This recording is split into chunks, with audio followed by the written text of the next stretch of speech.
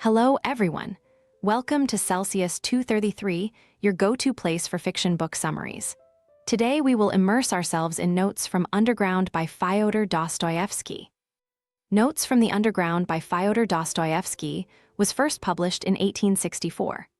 This work is considered one of the foundational texts of existential literature and showcases the philosophical turmoil that characterizes much of Dostoevsky's work.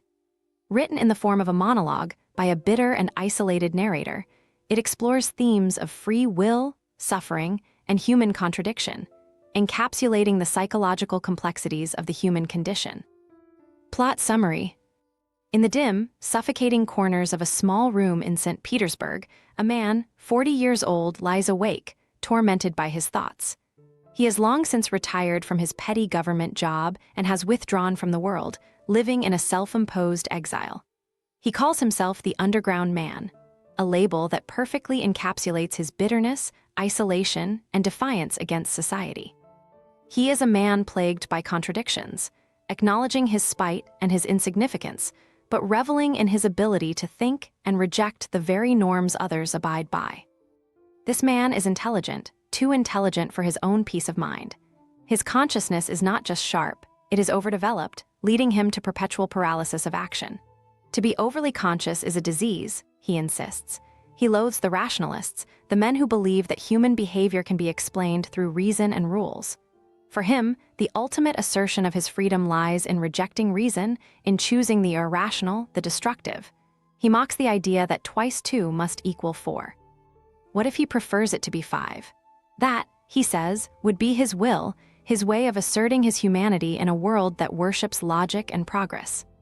The Underground Man reflects on his past, haunted by memories of his days in the civil service.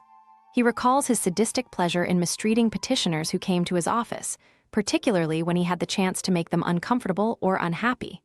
His bitterness seeps into every interaction. He especially detests an officer, a man he encounters regularly on the streets, who embodies everything the Underground Man resents: self-assured, successful, and physically imposing. For years, he obsesses over this officer's nonchalant way of brushing past him on the street.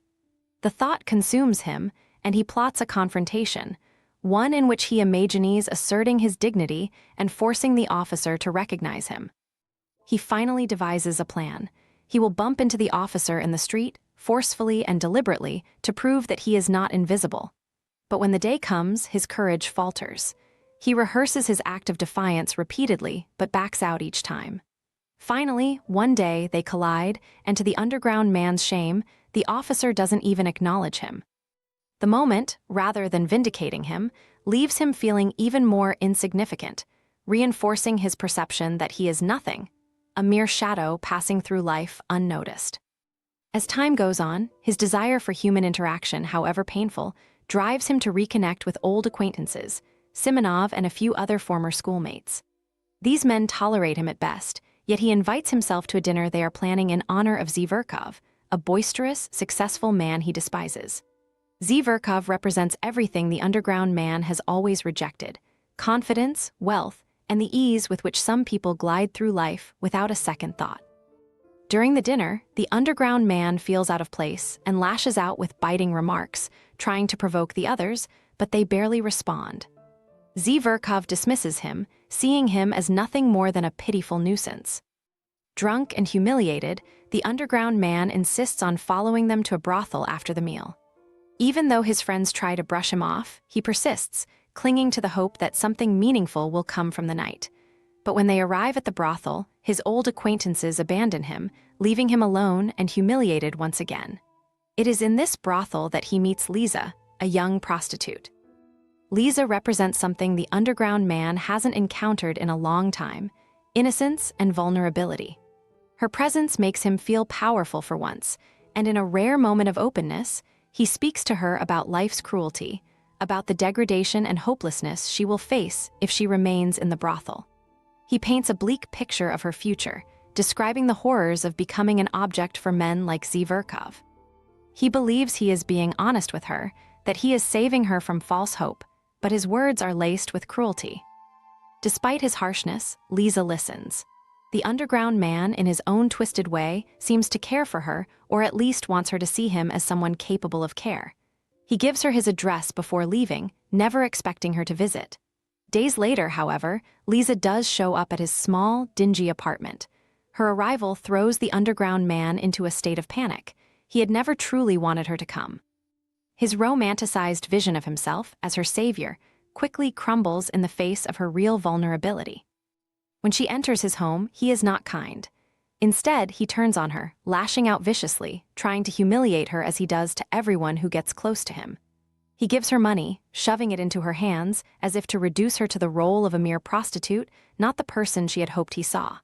But Lisa, filled with compassion, does not respond with anger. She quietly leaves, and in that moment, the underground man is filled with shame and regret. He wants to call out to her, to beg for her forgiveness, but he cannot. His pride and self-loathing paralyze him. In the end, the underground man retreats back into his isolated existence, fully aware of his failures but unwilling to change. He refuses to reconcile with the world or himself, preferring instead to live underground, where he can continue his spiteful ruminations. The brief moments of connection he had with others, whether through conflict or potential redemption, are lost. He is left alone with his thoughts, his endless cycle of rationalizing and rejecting the world around him.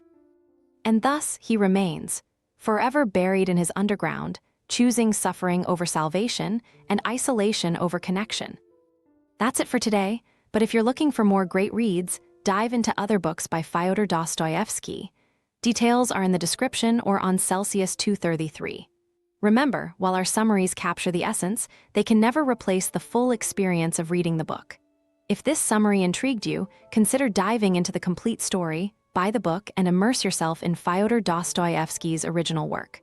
Bye-bye, take care, have fun.